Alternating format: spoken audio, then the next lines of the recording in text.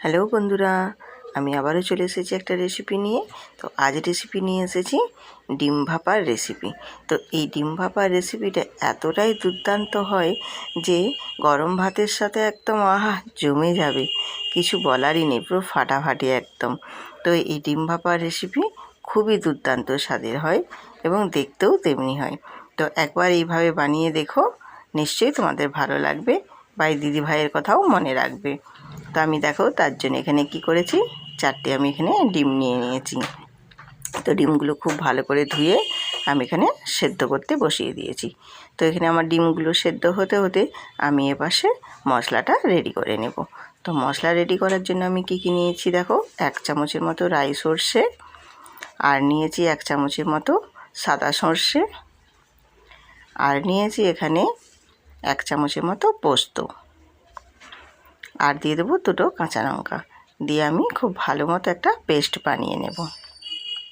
তো দেখো আমি পেস্টটা বানিয়ে নিয়েছি, খুব সুন্দর করে একদম মিহি করে পেস্টটা বানিয়ে নিয়েছি। তো এপাশে আমি দেখো ডিমগুলো আমার সেদ্ধ হয়ে গেছে। ডিমগুলো নিয়ে খোসা ছাড়িয়ে খুব ভালো করে আমি ধুয়ে একটা ছুরির সাহায্যে এইভাবে কাট লাগিয়ে দিচ্ছি। তো সব ডিমগুলো নিয়ে আমি ঠিক এইভাবে কাট লাগিয়ে দিচ্ছি, তার কারণ হচ্ছে এই ডিমের ভেতরে নুন মশলাগুলো খুব ভালোভাবে প্রবেশ করবে, আর ডিমটা খেতেও কিন্তু খুব সুন্দর লাগবে। তার জন্য আমি প্রত্যেকটা ডিমকে এইভাবে সুন্দর করে কাট লাগিয়ে নিলাম। দিয়ে পাশে আমি মশলাটা একটা টিফিন কৌটোর মধ্যে রেডি করে নিচ্ছি। যেহেতু এটা ভাপা করব, তো আমি সর্ষে পোস্ত বাটাটা দিয়ে দিলাম সামান্য এখানে স্বাদ মতো লবণ, আর দেবো হলুদের গুঁড়ো আর একটু কাশ্মীরি লঙ্কার গুঁড়ো দিয়ে খুব ভালো করে আমি এটা নাড়িয়ে মিশিয়ে নেব। দিয়ে আমি এর মধ্যে দিয়ে দেব 3 টেবিল চামচের মতো সর্ষের তেল। সর্ষের তেল দিয়েই রান্নাটা করলে খেতে খুব সুন্দর লাগে। দিয়ে আমি সর্ষের তেলটা দিয়ে আবারও খুব ভালোভাবে নেড়ে চেড়ে নিয়ে এর মধ্যে আমি দিয়ে দেবো এখানে কাঁচা লঙ্কা। আমি এখানে 2টো সাইজের বড় বড় কাঁচা লঙ্কা নিয়েছি, তাই আমি হাফ করে দিলাম। তোমরা ঝালের পরিমাণটা যেরকম রাখবে সেই মতো রাখতে পারো। এবার আমি একটা প্যান বসিয়ে দিয়েছি গ্যাসের মধ্যে। দিয়ে এই প্যানটাতে সামান্য একটু তেল দিয়ে আমি ডিমগুলো সব এক এক করে দিয়ে দেব। দিয়ে ডিমগুলোর মধ্যে একটু সামান্য নুন আর হলুদ দিয়ে আমি একটু হালকা করে ফ্রাই করে নেব। খুব বেশি ফ্রাই করব না, জাস্ট একটু হালকা একটু নেড়ে নেওয়া। দিয়ে ডিমগুলো আমি একটু নেড়ে চেড়ে একটু হালকা করে ফ্রাই করে নিয়েছি। দিয়ে আমি ওই ডিমগুলোকে ওই টিফিন কৌটোর যে মশলাটা আমি রেডি করে রেখেছিলাম ওর মধ্যে এক এক করে আমি দিয়ে দেব। ডিমগুলোকে সব হালকা করে ফ্রাই করেছিলাম ওই মশলাটার মধ্যে আমি সব 4টে ডিমকে খুব ভালোভাবে একটু হালকা করে ফ্রাই করে দিয়ে এবারে দিয়ে দেবো আমি ওপর থেকে একটু গোলমরিচের গুঁড়ো দিয়ে একটু খুব ভালো করে নেড়ে চেড়ে মশলার সাথে এই ডিমগুলোকে একটু মিশিয়ে নেব।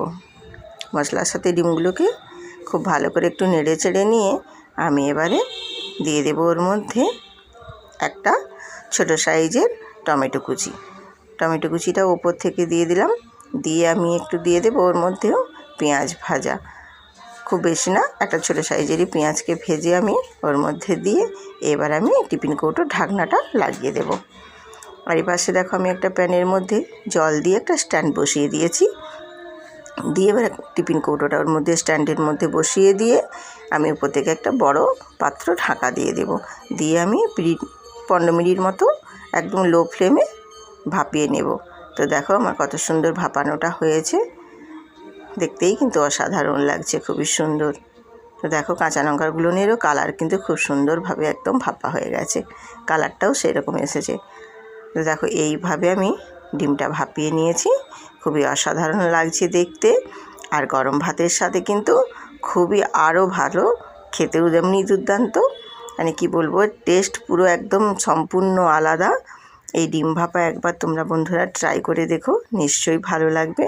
আর আমার যদি রেসিপি ভালো লাগে তাহলে সাবস্ক্রাইব করে লাইক কমেন্ট করে এবং যদি পারো একটা শেয়ার করে দিও। তো আবারও আসবো আবার একটা নতুন রেসিপি নিয়ে।